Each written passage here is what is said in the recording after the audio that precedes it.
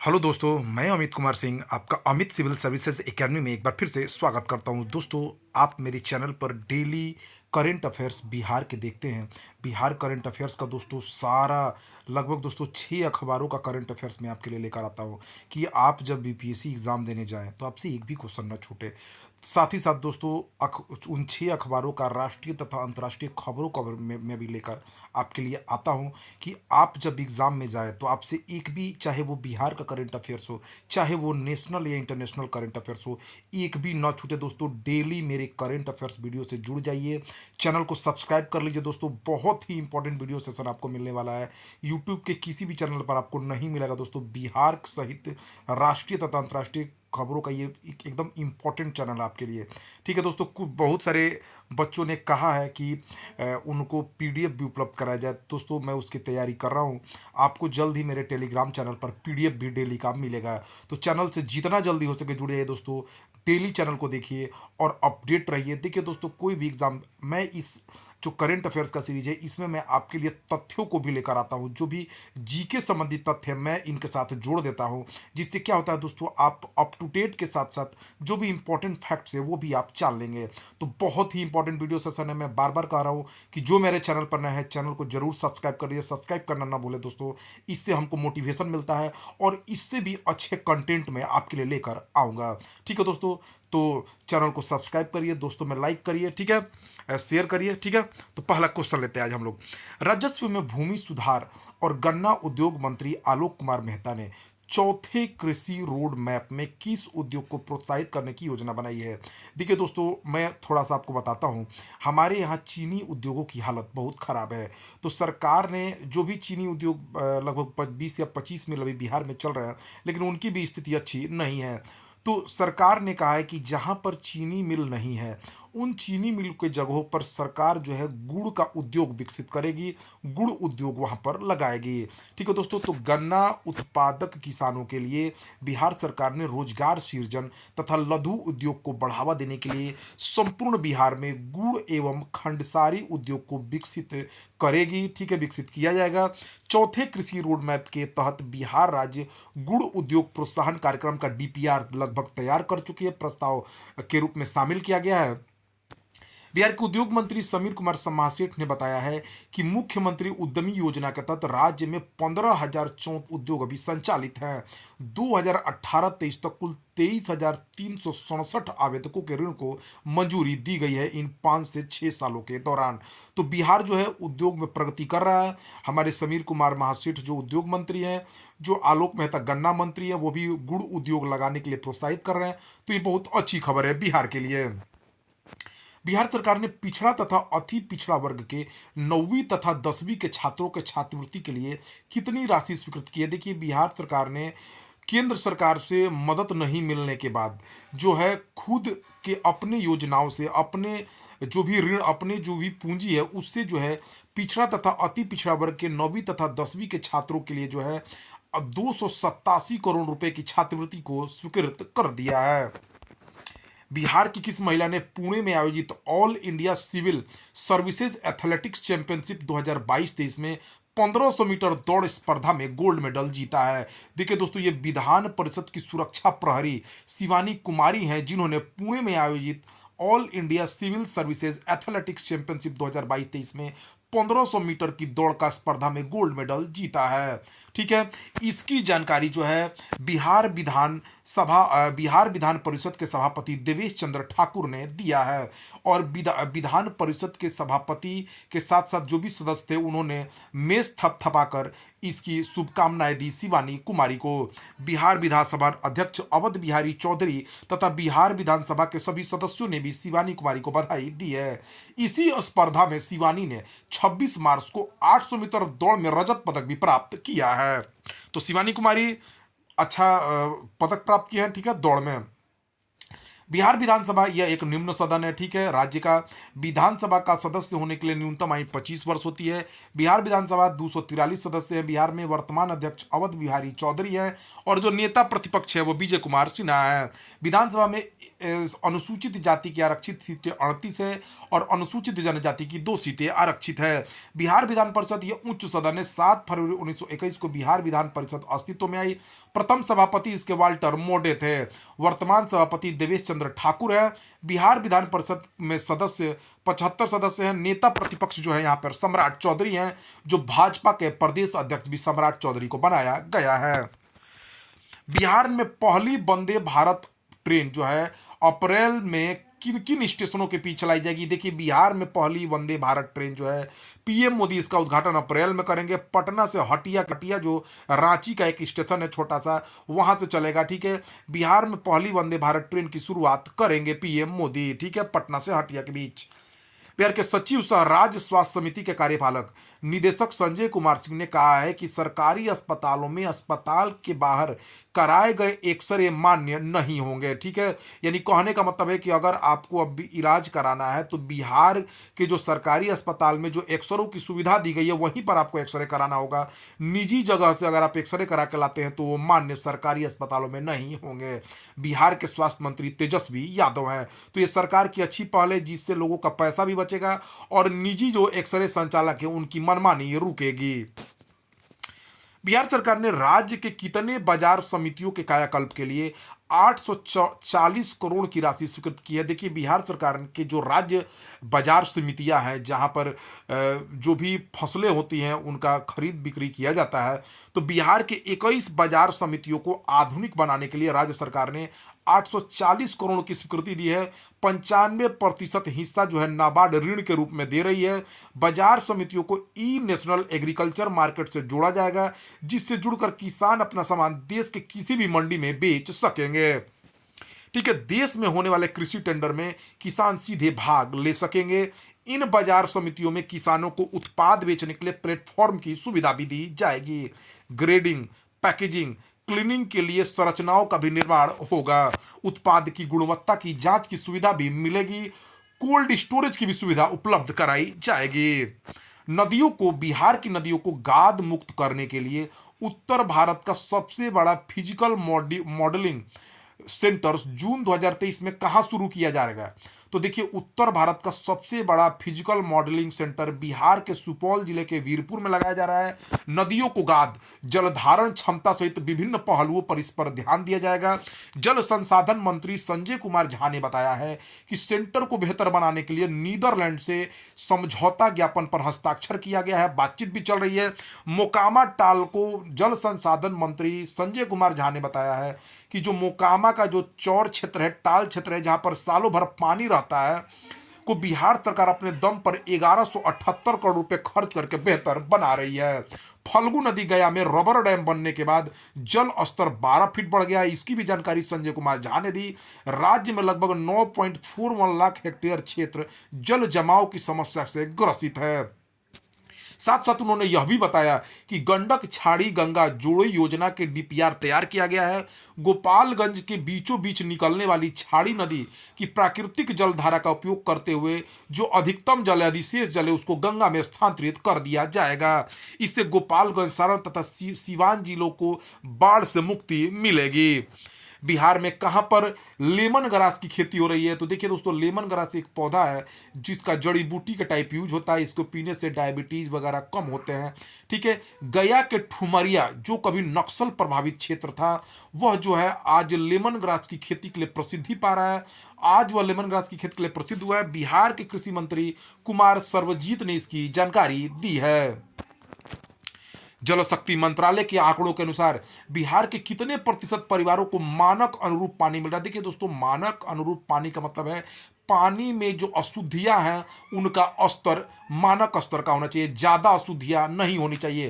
तो लोक स्वास्थ्य एवं अभियंत्रण मंत्री, पीडब्ल्यूडी मंत्री जो है, पीएचडी मंत्री ललित यादव ने बताया है कि राज्य के 89% परिवारों को मानक अनुरूप पानी मिल रहा है, जबकि पूरे देश में 83% परिवारों को ही मानक अनुरूप पानी मिल रहा है।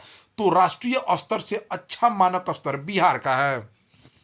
केंद्रीय गृह राज्य मंत्री तथा बिहार से सांसद नित्यानंद राय ने कहा है कि बिहार व बंगाल में प्रति लाख जनसंख्या पर पुलिस का अनुपात सबसे कम है। बिहार में प्रति लाख जनसंख्या पर पुलिस का अनुपात कितना है?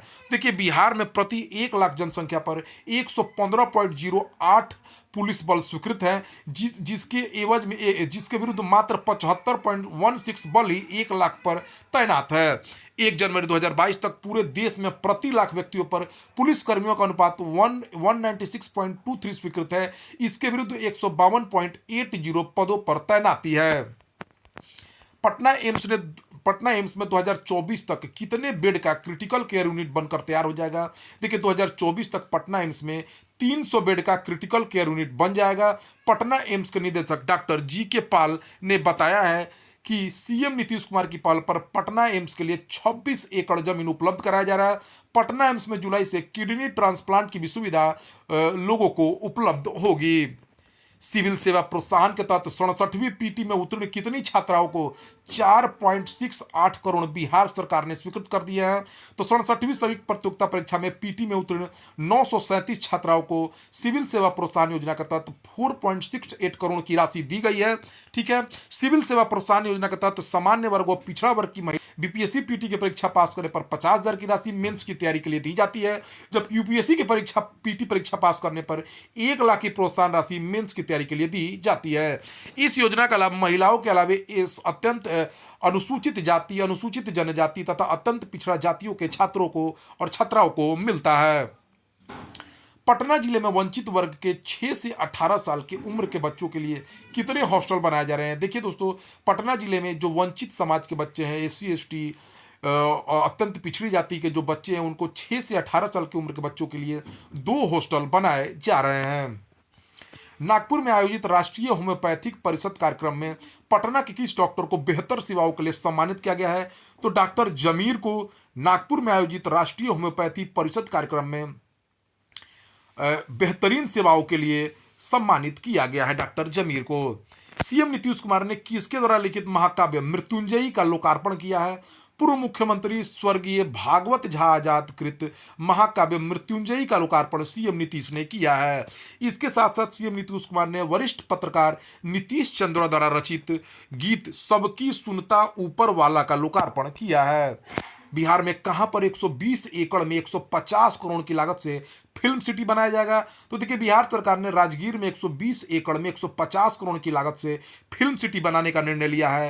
राज्य सरकार बिहार में फिल्म को उद्योग का दर्जा देगी। भोजपुरी, मगही, मैथिली, अंगिका और बज्जिका भाषा में फिल्म बनाने पर सब्सिडी दी जाएगी। फिल्म की 75% शूटिंग अगर बिहार में करेंगे तो लागत में भी सब्सिडी दी जाएगी। गव्य किसान योजना के तहत बिहार सरकार देसी गाय खरीद पर एससी एसटी वर्ग को कितना प्रतिशत सब्सिडी दे रही है? तो देखिए, संकर नस्ल के अलावे अब देसी गाय की खरीद पर भी बिहार सरकार एससी एसटी वर्ग को 75% तथा अन्य वर्गों को 50% सब्सिडी देगी। बिहार सरकार ने इसके लिए 30 करोड़ रुपए स्वीकृत किए हैं। प्रति गाय दूध देने का औसत भारत में 10 लीटर है, जबकि बिहार में प्रति गाय औसत 5.5 लीटर ही है। वर्तमान में देसी गाय के दूध की कीमत 70 से 80 रुपए लीटर है। संकर नस्ल की गाय है उसमें 3 से 4% फैट होता है, जबकि देसी गायों में 5.6% फैट होता है। बिहार में 52,000 हेक्टेयर में प्राकृतिक खेती होती है। इसमें देसी गाय के गोबर व गोमूत्र से बने खाद का भी इस्तेमाल होगा। तो देसी गायों की अगर संख्या बढ़ेगी, दूध की कीमत भी घटेगी और लोगों को प्राकृतिक खाद भी मिलेगा। 39,600 मेगावाट क्षमता वाले सौर फोटोवोल्टेइक सेल के मॉड्यूल को विनिर्माण के लिए सरकार ने कितने कंपनियों को चुना है? तो देखिए, 39,600 मेगावाट क्षमता वाले सौर फोटोवोल्टेइक विनिर्माण के लिए सरकार ने 11 कंपनियों को चुना है। ठीक है, इस 11 कंपनियों में रिलायंस और टाटा समूह भी शामिल है। इसके लिए सरकार ने 14,007 करोड़ रुपए आवंटित किए हैं। 2026 तक सौर ऊर्जा आधारित प्लांट शुरू होने वाले हैं। ठीक है, इसमें 1 लाख से अधिक लोगों को रोजगार भी मिलेगा। 7400 मेगावाट की विनिर्माण क्षमता अक्टूबर 2024 तक प्राप्त हो जाएगी। 16,800 मेगावाट की क्षमता अप्रैल 2025 तक प्राप्त हो जाएगी और जो संपूर्ण क्षमता जो 100% क्षमता है तो 39,600 वो अप्रैल 2026 तक प्राप्त कर ली जाएगी। इन सौर परियोजनाओं में 93,041 करोड़ का निवेश आने की उम्मीद है। रिलायंस, टाटा समूह और जिंदल स्टील जैसी कंपनियां भी इसमें शामिल हैं। केंद्रीय गृह मंत्री अमित शाह ने देश की बुनियादी ढांचे में कितने लाख करोड़ रुपए की निवेश की योजना बनाई है। देखिए दोस्तों, केंद्रीय गृह मंत्री अमित शाह ने कहा है कि हमारे पीएम मोदी ने देश की बुनियादी ढांचे में विकास के लिए 100 लाख करोड़ का निवेश की योजना बनाई है। गृह मंत्री अमित शाह ने इसके अंतर्गत रेलवे लाइनों का दोहरीकरण किया जाएगा, उनका चौड़ीकरण किया जाएगा। मुंबई से दिल्ली और अमृतसर से कोलकाता के बीच माल ढुलाई गलियारा जैसी 11 परियोजनाएं इसमें शामिल की जाएगी। ठीक है, सरकार का कथन है कि जो लॉजिस्टिक परिवहन पे जो लागत है उसको कम से कम किया जाए। देखिए दोस्तों, अभी जो परिवहन पर लागत है वो सकल घरेलू उत्पाद जीडीपी का 13% है। सरकार जो है उसको 7.5% पर लाना चाहती है। ठीक है, दुनिया में जो परिवहन पर लागत है वो जीडीपी का सकल घरेलू उत्पाद का 8% है, लेकिन भारत में ये सबसे अधिक 13% है। इसके कारण जो है खाद्य कीमतें बढ़ जाती है लॉजिस्टिक लागत के चलते, परिवहन लागत के चलते। तो अमित शाह का कहना है कि सरकार जो है उस 13% के लागत को 7.5% लाने पर प्रतिबद्ध है। ठीक है, दुनिया में लॉजिस्टिक लागत 8% है, जिसके कारण भारत के निर्यात के लिए विश्व स्तर पर प्रतिस्पर्धी बनना कठिन हो गया है। अगर हम विदेशों में निर्यात करते हैं तो हमारा परिवहन लागत 13% हो जाता है, जिससे चीज़ें महंगी हो जाती है, तो हम विश्व बाजार को प्रतिस्पर्धी चीज़ें कम दामों पर उपलब्ध नहीं करा पाते हैं। ठीक है, तो भारत को 2047 तक विकसित बनाने का लक्ष्य रखा गया है। भारत 2025 तक 5,000 अरब डॉलर की अर्थव्यवस्था बन जाएगा। अभी भारत जो है 3.5 अरब डॉलर की अर्थव्यवस्था के साथ 5वें स्थान पर है। ठीक है, 2022 में 8,840 करोड़ का डिजिटल लेन देन में यूपीआई की हिस्सेदारी 52% है। तो ये हमारी कुछ उपलब्धियां है। एचओसेम के एक बैठक में, वार्षिक बैठक में बोल रहे थे अमित शाह। एचओसेम के जो अध्यक्ष है वो सुमंत सिन्हा हैं। मणिपुर इंफाल में आयोजित 3 देशों की अंतर्राष्ट्रीय फुटबॉल टूर्नामेंट में कौन सा देश विजेता चुना गया है? तो देखिए, भारत ने किर्गिस्तान को हराकर 3 देशों की अंतर्राष्ट्रीय फुटबॉल टूर्नामेंट जीत ली है। इसमें किर्गिस्तान, भारत और म्यांमार शामिल था। भारतीय फुटबॉल टीम के कप्तान सुनील छेत्री हैं। अल्बानिया में आयोजित IWF विश्व युवा चैंपियनशिप में पुरुषों के 67 केजी वर्ग में किस भारतीय भारोत्तोलक ने कांस्य पदक जीता है? तो देखिए दोस्तों, यह भाराली वेदव्रत है, 15 वर्षीय युवा है जिसने 267 केजी वजन उठाकर कांस्य पदक जीता है। ठीक है, विश्व युवा चैंपियनशिप में विश्व युवा चैंपियनशिप में स्वर्ण पदक विजेता के सेरियोजा बी हैं आर्मेनिया के, और रजत पदक विजेता मोहम्मद अल मरजूक हैं सऊदी अरब के। रक्षा मंत्री राजनाथ सिंह ने भारत के रक्षा निर्यात को 2026 तक कितने करोड़ रुपए पहुंचाने का लक्ष्य रखा है? तो देखिए दोस्तों, रक्षा मंत्री राजनाथ सिंह ने भारत के रक्षा निर्यात को 2026 तक 40,000 करोड़ तक पहुंचाने का लक्ष्य रखा है। रक्षा मंत्री राजनाथ सिंह ने बताया कि 2014 में भारत का रक्षा निर्यात मात्र 900 करोड़ रुपए था, जिसे मोदी सरकार ने 2022 तक 15,000 करोड़ तक लेकर आया है, और 2026 तक इसे 40,000 करोड़ तक ले जाया जाएगा। रक्षा मंत्री ने यह भी बताया कि भारत अफ्रीकी साझेदार देशों को सशस्त्र बलों की क्षमता बढ़ाने में सहायता करेगा। किस देश के विश्वविद्यालय में स्थित महात्मा गांधी की प्रतिमा को क्षति पहुंचाएगा? देखिए दोस्तों, खालिस्तान समर्थकों ने कोलंबिया प्रांत में के विश्वविद्यालय परिषद में सिमोन फ्रेजर विश्वविद्यालय में महात्मा गांधी की प्रतिमा को क्षति पहुंचाई है। देखिए दोस्तों, 23 मार्च को खालिस्तान समर्थकों ने कनाडा के ओंटारियो प्रांत में भी गांधी जी की प्रतिमा पर स्प्रे पेंट कर विकृत कर दिया था। तो खालिस्तान समर्थकों के दुस्साहस बढ़ते जा रहा है, और जो भारतीय उच्चायुक्त है उसको निगरानी करने की आवश्यकता है। कनाडा के पीएम जस्टिन ट्रूडो है, राजधानी ओटावा है। देखिए दोस्तों, कुछ महात्मा गांधी के मैं इंपॉर्टेंट फैक्ट्स आपको बताना चाहूंगा। देखिए, महात्मा गांधी का जन्म 2 अक्टूबर 1869 गुजरात के पोरबंदर में हुआ था। विवाह इनका 13 वर्ष की अवस्था में कस्तूरबा गांधी से हो गया था। इनके पिता करमचंद गांधी है, पोरबंदर, वंकानेर, राजकोट के दीवान थे। 1894 में गांधी जी जो है नटाल इंडियन कांग्रेस का स्थापना दक्षिण अफ्रीका में किए थे। टॉल्स्टॉय फर्म की स्थापना भी दक्षिण अफ्रीका में किए थे। बहुत इंपॉर्टेंट फैक्ट है दोस्तों, एग्जाम में डायरेक्ट पूछता है। इंडियन ओपिनियन अखबार जो है गुजराती, हिंदी, तमिल, अंग्रेजी में दक्षिण अफ्रीका में निकाला था इन्होंने। 1904 में इन्होंने फिनिक्स आश्रम जो है डरबन दक्षिण अफ्रीका में बनाया। महात्मा गांधी द्वारा स्थापित यह प्रथम आश्रम था। सत्य तथा अहिंसा गांधी जी के राम राज्य के युगल सिद्धांत थे। गांधी जी के समाजवाद में मार्क्सवाद की झलक मिलती है। गांधी जी 24 वर्ष की उम्र में 1893 में गुजराती व्यापारी दादा का मुकदमा लड़ने दक्षिण अफ्रीका डरबन गए थे। 21 वर्ष अफ्रीका में रहने के बाद वो 1915 में भारत लौट आए थे। गोपाल कृष्ण गोखले महात्मा गांधी के राजनीतिक गुरु थे। 1917 में चंपारण आंदोलन बिहार में वो आए थे, जहां पर तीन कठिया प्रथा जो यूरोपियन द्वारा लगाई गई थी उसको उन्होंने खत्म किया। किसानों का उन्होंने भला किया। राजकमल शुक्ल के आग्रह पे वो चंपारण आए थे। 1918 में उन्होंने अहमदाबाद मिल हड़ताल में हिस्सा लिया। खेड़ा आंदोलन जो गुजरात में, उसमें उन्होंने हिस्सा लिया। रविन्द्रनाथ टैगोर ने गांधी जी को महात्मा की उपाधि दी थी। ठीक है। सुभाष चंद्र बोस ने सर्वप्रथम गांधी जी को राष्ट्रपिता कहा। 30 जनवरी 1948 को नाथुराम गोडसे ने गांधी जी को गोली मार दी थी। ठीक है, तो यह गांधी जी से कुछ इंपॉर्टेंट फैक्ट्स रहे हैं।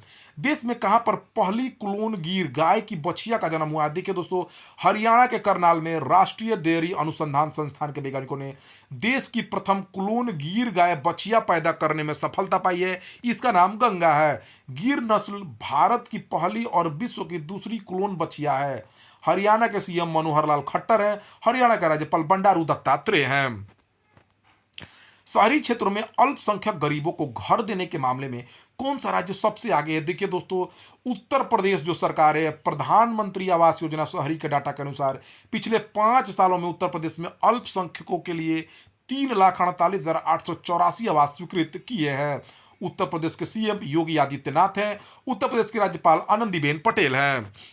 यूक्रेन के युद्ध के कारण रूस तथा बेलारूस के खिलाड़ियों पर प्रतिबंध, खेल में शामिल होने पर प्रतिबंध लगा दिया गया था, लेकिन आईओसी ने उन्हें खेल में शामिल करने का निर्णय लिया और उस पर विचार कर रही है। देखिए, अंतर्राष्ट्रीय ओलंपिक समिति के अध्यक्ष अभी कौन है? तो देखिए दोस्तों, 23 सितंबर से 8 अक्टूबर तक चीन के हांगझोउ में आयोजित हो गए एशियाई खेल आयोजित होने वाले हैं। अंतर्राष्ट्रीय ओलंपिक समिति जो है रूस को उसमें तटस्थ माध्यम से शामिल करना चाहती है। यूक्रेन ने पेरिस के खेलों से हटने की भी घोषणा की है कि अगर रूस और बेलारूस को शामिल किया जाता है तो वह पेरिस खेलों से हट जाएगा। रूस के राष्ट्रपति व्लादिमीर पुतिन है। कौन है दोस्तों? रूस के जो राष्ट्रपति हैं व्लादिमीर पुतिन है। और यूक्रेन का राष्ट्रपति कौन है दोस्तों? तो यूक्रेन के राष्ट्रपति हैं जेलसिंकी। कौन है दोस्तों? एक मिनट, आ जाते हैं। कहाँ पे थे हम लोग दोस्तों? यहाँ पे थे, हाँ, यूक्रेन के राष्ट्रपति व्लादिमीर जेलसिंकी है। बेलारूस के राष्ट्रपति अलेक्जेंडर लुकाशेंको हैं। और आईओसी के अध्यक्ष कौन है? थॉमस बाक हैं। कौन है? Thomas Bach. यूनाइटेड किंगडम तथा कई अन्य देशों ने किस मिशन के तहत 2000 यूक्रेन सैनिक रंगरूटों को 5 सप्ताह का प्रशिक्षण दिया है? तो देखिए दोस्तों, यूनाइटेड किंगडम तथा कई अन्य देशों ने जो है ऑपरेशन इंटरफ्लेक्स के तहत, ऑपरेशन या मिशन इंटरफ्लेक्स के तहत 2000 यूक्रेन सैन्य रंगरूटों को 5 सप्ताह का प्रशिक्षण दिया है। मिशन अरिकोम्बन किस जंगली जानवर पशु जो इडुक्की जिले में तबाही मचा रहा है पकड़ने की योजना है? देखिए दोस्तों, अरिकोम्बन नाम का एक जंगली हाथी इडुक्की जिलों की ऊंची पहाड़ियों में तबाही मचा रहा है। पिछले कुछ वर्षों में इस हाथी ने 10 लोगों को मार दिया तथा 60 घरों को नष्ट कर दिया है। तो इसको पकड़ने की जो योजना है वो मिशन अरिकोम्बन है। इडुक्की केरला का एक जिला है। केरल के सीएम पिनराई विजयन है। केरल के राज्यपाल आरिफ मोहम्मद खान है। वाल्ट डिज्नी कंपनी भारत के स्वामित्व वाले स्टार स्पोर्ट्स का ब्रांड एम्बेसडर किसे बनाया गया है? तो अभिनेता रणवीर सिंह को वाल्ट डिज्नी जो स्वामित्व वाली कंपनी स्टार स्पोर्ट्स का ब्रांड एम्बेसडर बनाया गया है। हाल ही में किस बैंक ने अपनी पहली इलेक्ट्रॉनिक्स बैंक गारंटी जारी की है? तो पहली electronics bank guarantee yes bank ने जारी की है। यस बैंक का स्थापना 2004 में हुआ था। मुख्यालय मुंबई में है। यस बैंक के सीएमडी प्रशांत कुमार है। संस्थापक इसके राणा कपूर और अशोक कपूर हैं। वर्ल्ड बैंक ने किस राज्य में स्वच्छ पेयजल के लिए 36.3 अमेरिकी डॉलर का ऋण मंजूर किया है? तो देखिए दोस्तों, कर्नाटक में वर्ल्ड बैंक ने स्वच्छ पेयजल के लिए 36.3 अमेरिकी डॉलर का ऋण मंजूर किया है। कर्नाटक के सीएम बसवराज बोम्मई हैं। कर्नाटक के राज्यपाल थावरचंद गहलोत है। ठीक है, कौन है कर्नाटक का राज्यपाल? थावरचंद गहलोत है। और जो दोस्तों वर्ल्ड बैंक के अभी कौन है अध्यक्ष? वर्ल्ड बैंक के अध्यक्ष की बात किया तो अभी डेविड मलपास है। ठीक है, और जो है अजय बंगा को नामित किया गया है। किसके लिए दोस्तों? अजय बंगा को वर्ल्ड बैंक के अध्यक्ष के रूप में नामित किया गया, अभी बने नहीं है। संघाई सहयोग संगठन के राष्ट्रीय सुरक्षा सलाहकारों की बैठक किस शहर में आयोजित की जा रही है? तो देखिए, संघाई सहयोग संगठन के राष्ट्रीय सुरक्षा सलाहकारों की बैठक जो है वह नई दिल्ली में आयोजित की जा रही है। देखिए, संघाई सहयोग संगठन की स्थापना रूस तथा चीन ने 15 जून 2001 को की थी। मुख्यालय इसका बीजिंग चीन है। सदस्य इसके 8 सदस्य देश हैं: चीन, भारत, कजाकिस्तान, किर्गिस्तान, रूस, पाकिस्तान, तजाकिस्तान, उज्बेकिस्तान। और हाल ही में दोस्तों, आज की खबर है दोस्तों, आज का लेटेस्ट खबर है कि संघाई सहयोग संगठन में सऊदी अरब भी शामिल हो गया है। इसका इसको इसका उद्देश्य पश्चिमी देशों के प्रभाव को कम करने के लिए इसकी स्थापना की गई थी। 9 जून 2017 को भारत तथा पाकिस्तान एससीओ के संघाई सहयोग संगठन के पूर्ण सदस्य बन गए। संघाई सहयोग संगठन बैठक दिल्ली में आयोजित हुई है। राष्ट्रीय सुरक्षा सलाहकारों की बैठक में अजीत डोभाल इसमें शामिल हुए हैं। ठीक है, डोभाल ने कहा है कि अंतर्राष्ट्रीय उत्तर दक्षिण ट्रांसपोर्ट कॉरिडोर में चरबाह बंदरगाह को शामिल किया जाएगा। उत्तर दक्षिण ट्रांसपोर्ट कॉरिडोर भारत के रूस के बीच का कॉरिडोर है जो 7200 किलोमीटर लंबा है, जो ईरान के चाबहार बंदरगाह होकर गुजरता है। भारत चाबहार बंदरगाह को विकसित कर रहा है। देखिए, संघाई सहयोग संगठन में 4 पर्यवेक्षक देश है: अफगानिस्तान, बेलारूस, ईरान तथा मंगोलिया। संघाई सहयोग संगठन के 6 डायलॉग पार्टनर भी है: Armenia, Azerbaijan, Cambodia, Nepal, Sri Lanka और तुर्की है। भारत सरकार ने पैन का आधार लिंक करने की समय सीमा बढ़ाकर कितनी तय कर दी है? तो अब 30 जून 2023 तक आप अपने पैन को आधार से लिंक कर सकते हैं। भारत की वित्त मंत्री निर्मला सीतारमण है। भारतीय मूल की किस सिख महिला को अमेरिकी राज्य कनेक्टिकट में सहायक पुलिस प्रमुख बनाया गया है? तो लेफ्टिनेंट मनमीत कोलन को। भारतीय मूल की है मनमीत कोलन, इनको अमेरिका राज्य के कनेक्टिकट में सहायक पुलिस प्रमुख बनाया गया है। अमेरिका के राष्ट्रपति जो बाइडन है, अमेरिका के उपराष्ट्रपति कमला हैरिस हैं। कश्मीर की किस वन्य जीव संरक्षणवादी को वन्य जीव संरक्षण पुरस्कार 2023 से सम्मानित किया गया है? तो विश्व वनिकी दिवस समारोह में वर्ल्ड लाइव सॉस संगठन के लिए काम करने वाली वन्य जीव संरक्षणवादी आलिया मीर को जम्मू कश्मीर के उपराज्यपाल ने वन्य जीव संरक्षण पुरस्कार से सम्मानित किया है। यह पुरस्कार प्राप्त करने वाली वह केंद्र शासित प्रदेश की पहली महिला बनी है। जम्मू कश्मीर अगस्त 2019 तक एक राज्य था, लेकिन 31 अगस्त 2019 को जम्मू और कश्मीर तथा लद्दाख को 2 केंद्र शासित प्रदेश बना दिया गया। राजधानी श्रीनगर है मई से अक्टूबर के बीच जम्मू कश्मीर की, जबकि जम्मू है नवंबर से अप्रैल तक। उपराज्यपाल मनोज सिन्हा है। विधान परिषद में 36 सीटें और विधानसभा में 89 सीटें हैं। आयरन मैन के नाम से विख्यात किस व्यक्ति ने गेटवे ऑफ इंडिया से एलिफेंटा की गुफाओं तक तैरने वाले पहले व्यक्ति बन गए हैं? तो देखिए, आयरन मैन और आईपीएस अधिकारी कृष्ण प्रकाश ने गेटवे ऑफ इंडिया दक्षिण मुंबई के छत्रपति शिवाजी मार्ग पर स्थित जो गेटवे ऑफ इंडिया है से प्रसिद्ध एलिफेंटा गुफा मुंबई हार्बर में एलिफेंटा द्वीप पर स्थित तक तैरने वाले पहले व्यक्ति बन गए। इन्होंने 5 घंटे 26 मिनट में 16.20 किलोमीटर दूरी तय की है। ठीक है, याद रखिए कौन? कृष्ण प्रकाश है। गेटवे ऑफ इंडिया से एलिफेंटा की गुफाओं तक तैरने वाले पहले व्यक्ति बने हैं। महाराष्ट्र के सीएम एकनाथ शिंदे हैं। महाराष्ट्र के राज्यपाल रमेश बैस है। देखिए, गेटवे ऑफ इंडिया 1924 में बना था। ठीक है, अरब सागर के बंदरगाह पर स्थित है। 1911 में किंग जॉर्ज पंचम और क्वीन मैरी की यात्रा के उपलक्ष्य में इसको डिजाइन किया गया था। जो एलिफेंटा की गुफा है, इसको यूनेस्को की विश्व धरोहर स्थल में शामिल किया गया है। मध्यकालीन भारत की रॉक कट कला तथा वास्तुकला का यह नमूना है। जो एलिफेंटा द्वीप या धारापुरी द्वीप मुंबई से 11 किलोमीटर दूरी पर स्थित है एलिफेंटा गुफा। इसमें 7 गुफाएं हैं। दक्षिण भारतीय मूर्ति कला से यह प्रेरित है। भगवान शिव के विभिन्न स्वरूपों को इसमें उकेरा गया है। एलिफेंटा की गुफाओं में शिव की तीन मुख वाली त्रिमूर्ति मूर्ति मिली है जो 6.1 मीटर लंबी है। इसमें अर्धनारीश्वर की भी मूर्ति मिली है। इसे टेम्पल ऑफ केव्स भी कहा जाता है। इसमें बौद्धों की भी 2 गुफाएं मिली है। एलिफेंटा के प्रसिद्ध गुफाओं का निर्माण राष्ट्रकूट शासकों द्वारा कराया गया था। इन गुफाओं का निर्माण 5वीं से 6वीं शताब्दी माना जाता है। यहाँ से 2 बौद्ध गुफाएं भी हैं। हाल ही में किसे एनडीटीवी का स्वतंत्र निदेशक नियुक्त किया गया है? तो यूके सिन्हा जो सेबी के पूर्व अध्यक्ष थे, उनको तथा दीपाली गोयनका दोनों को एनडीटीवी का स्वतंत्र निदेशक चुना गया है। एनडीटीवी के संस्थापक प्रणय रॉय और राधिका रॉय है। मूल संगठन मुख्यालय अदानी समूह एएमजी मीडिया नेटवर्क्स लिमिटेड के पास है। पूरी तरह अधिग्रहण कर लिया है अडानी समूह ने। भारतीय समाचार एक मीडिया कंपनी एनडीटीवी। देखिए, सेबी का full form security exchange board of India है। हिंदी में इसके भारतीय प्रतिभूति और विनिमय बोर्ड कहा जाता है। सेबी की स्थापना 12 अप्रैल 1988 को हुई थी। सेबी का मुख्य कार्य शेयर बाजार में निवेशकों को सुरक्षा प्रदान करना है। सेबी की जो चेयरपर्सन है वो माधवीपुरी बूच हैं। सेबी के पास जमा किए गए सहारा इंडिया के 24,000 करोड़ के जो फंड थे, उसमें से 5,000 करोड़ रुपए जो है निवेशकों को आवंटित करने का निर्देश सुप्रीम कोर्ट ने दे दिया। ये आज की खबर है दोस्तों। सेबी में सहारा समूह के 24,000 करोड़ जमे थे, उसमें से 5,000 करोड़ निवेशकों को बांटने का आदेश सुप्रीम कोर्ट ने दे दिया है। तो ये बड़ी खबर है।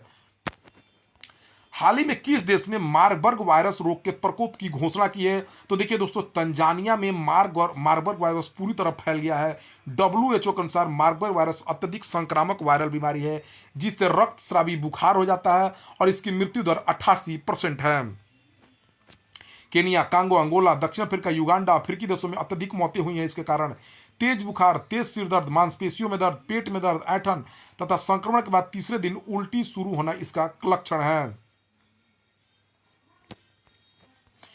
अमेरिका में स्थित टेक्सास विश्वविद्यालय ने किसे लाइफ टाइम अचीवमेंट अवार्ड से सम्मानित किया है? तो देखिए, अमेरिका में स्थित टेक्सास विश्वविद्यालय ने नवीन जिंदल, जो उस टेक्सास विश्वविद्यालय डलास के पूर्व छात्र रह चुके हैं, उनको लाइफ टाइम अचीवमेंट अवार्ड से सम्मानित किया है। किस बैंक ने पिन ऑन मोबाइल तकनीक पर माइक्रो पे लॉन्च किया है? तो देखिए दोस्तों, एक्सिस बैंक ने माइक्रो पे नामक एक अभूतपूर्व भुगतान समाधान को रेजर पे तथा माई पिन पैड द्वारा तकनीकी भागीदारी एजटेप के सहयोग से शुरू किया है। माइक्रो पे एक पिन ऑफ मोबाइल समाधान है जो एक व्यापारी के स्मार्टफोन फोन को पॉइंट ऑफ सेल के टर्मिनल के रूप में बदल देगा। ठीक है, पिन ऑफ मोबाइल एक छोटा कम लागत वाला कार्ड रीडर है जो ब्लूटूथ के माध्यम के व्यापारी के स्मार्टफोन से जुड़ जाता है। ठीक है, रेजर पे के सीईओ हर्षिल थाक माथुर हैं। किस राज्य के तपोवन एनजीओ को चिल्ड्रन चैंपियन अवार्ड से सम्मानित किया गया है? तो दिल्ली बाल अधिकार संरक्षण आयोग ने तपोवन एनजीओ आसाम को चिल्ड्रन चैंपियन अवार्ड 2023 से सम्मानित किया गया है। यह पुरस्कार स्वास्थ्य और पोषण श्रेणी में दिया जाता है। तपोवन पाठशाला 2005 में आसाम में स्थापित किया गया था। यह 18 विकलांग और अनाथ बच्चों के लिए केयर होम चलाता है। यह 700 से अधिक बच्चों की मदद करता है। आसाम के सीएम हिमंत बिस्व शर्मा है। आसाम के राज्यपाल गुलाब चंद कटारिया हैं। हाल ही में फोर्ब्स इंडिया लीडरशिप अवार्ड 2023 में जेन नेक्स्ट एंटरप्रेन्योर अवार्ड किसने जीता है दोस्तों? तो जेन नेक्स्ट एंटरप्रेन्योर अवार्ड ईसा अंबानी ने जीता है। हाल ही में किस देश ने एनएचपीसी को सेती नदी जल विद्युत परियोजना का अध्ययन करने की अनुमति दी है? तो national hydro power corporation limited, जो भारत का एक सार्वजनिक उपक्रम है जिसकी स्थापना 1975 में हुई थी, ये एक मिनी रत्ना पीएसयू है, उसको जो है नेपाल ने सेती नदी जल विद्युत परियोजना का अध्ययन करने की अनुमति दी है। नेपाल के पीएम पुष्प कमल दहाल है। नेपाल के राष्ट्रपति रामचंद्र पौडेल हैं।